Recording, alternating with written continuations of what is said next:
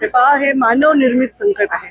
त्यामुळे देवाचा धावा मी याच्यासाठी करेन की अतिवृष्टीमुळे अनेक शेतकऱ्यांचं नुकसान झालेलं आहे, अनेक ठिकाणी पूल तुटलेला आहे, गावाचा संपर्क तुटला आहे. त्या लोकांना धीर द्यावा आणि त्यांना मदत करण्याची सरकारमध्ये इच्छा तर आहे, ती शक्ती पण द्यावी, हे महत्वाचं आहे. बाकीचं आपण माणसाची भांडणत राहणार, त्याला देवाला काय त्रास द्यायचा आहे.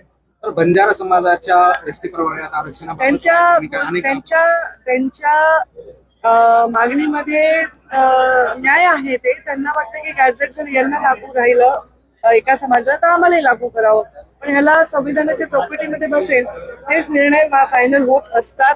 आपल्या महामानव बाबासाहेब आंबेडकरांनी इतकं स्ट्रॉंग संविधान या देशाला दिलंय की कोणी माणूस सामाजिक पद्धतीने मागासलेपणाचा शिकार होऊ नये असं ते बनवलेलं आहे. जे होईल ते आता संविधानिक पद्धतीने होईल. भाषणं आम्ही करणं किंवा कोणी त्याच्यावर स्टेटमेंट करण्याने ते होणार नाही. जे संविधानिक दृष्ट्या बरोबर आहे ते होणार आहे. पण त्यांचं म्हणणं रास्त आहे, बंजारा समाजाचं म्हणणं रास्त आहे.